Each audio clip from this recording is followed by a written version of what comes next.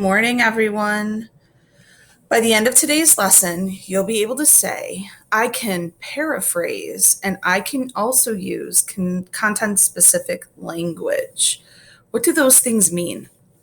The purpose of today's lesson is to not only help you understand what the words paraphrase and content specific language mean, but to give you approaches that will help you do both of those things. Let's take a look at one of my note cards that I made last week. As you might remember, when you were gathering information from your sources, I invited you to make notes, but I encouraged you to do that word for word. I explained that sometimes when we try to use our own words at the beginning of the research process, when information is new to us, we might actually end up writing down the wrong facts or confusing them. So this is an example of a note that I made last week about the difference between calligraphy and handwriting.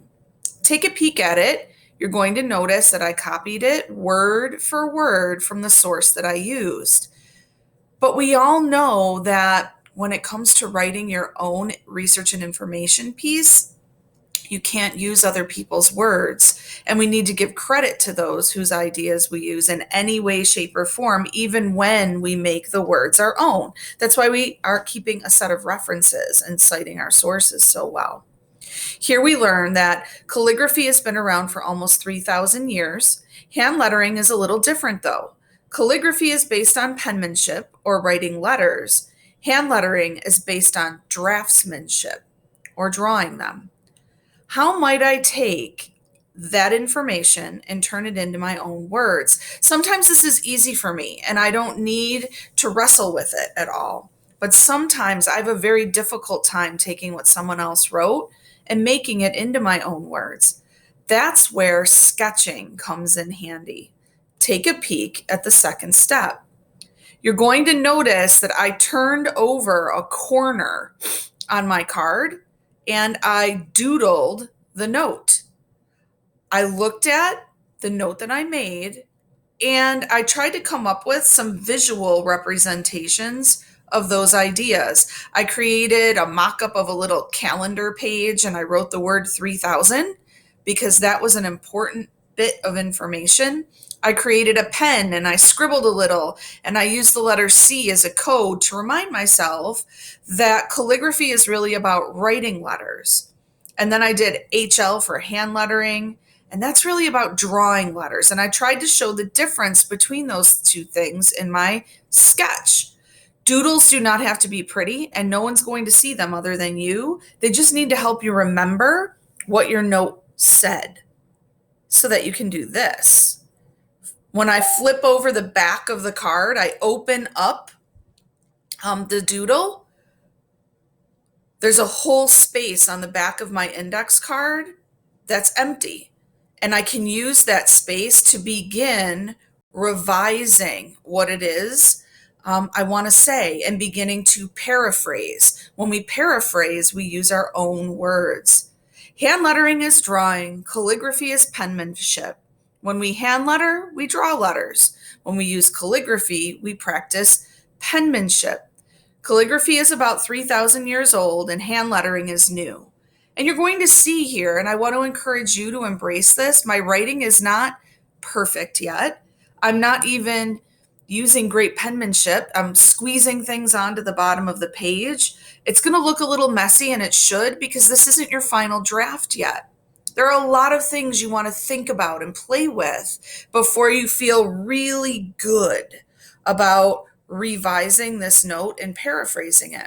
One of the things that you can consider is adding what we call content-specific language back into your paraphrased revision. If you look here, I use the word penmanship in my revision. That's an example of what we call content-specific language. The word penmanship is often used by those who are involved with calligraphy or hand lettering, or the use of writing and the way that it looks or its aesthetic. So the word penmanship, when I use it in my own writing, it gives me some credibility. It gives me authority. It makes me sound like an expert on this particular topic because I'm using the language of that profession or that art form. It's content specific. It's specific to that thing. I also use the words draw letters, but when I think about it, there's a better content specific word for that. And that word is draftsmanship. It was in my original note. I want to add that back in. I also think I want to play around with the order of my piece a little bit and start to make it sound even more pleasing or fluent to the ear or the listener. And I want it to look better on the page. So I've started to actually revise a little more. Calligraphy has a long history. It's been around for about 3,000 years. Calligraphy is a kind of penmanship. It's a beautiful way to write letters and words. Hand lettering is different. Hand lettering is draftsmanship. It's a beautiful way to draw letters and words. It's gained a great deal of popularity in recent years. And here I'm noticing again something else that I might want to change or revise. I need to correct that word. It should say gained. What I want you to remember is that writing is a process. And as you move through it, you're going to continue to tinker and play and mold it and shape it and move it around. That's why I encourage you to use things like sticky notes or index cards, because when you do that, you can move them around. You can change the order of your sentences. You can change the order of your words. And it's not such a heavy lift. You don't have to revise an entire page of writing. When you do it this way, we're just going to focus on one little note at a time. Your challenge today is to paraphrase the notes that you took. Now, if you used index cards and you can fold an edge over to do some sketching, that's perfect. If you don't have space or if you use sticky notes, try sketching on a separate little sheet of scrap paper. That's fine too. It doesn't matter where you do your doodling. What matters is that you're trying to practice a strategy that helps you use your own words rather than the words that someone else gave you.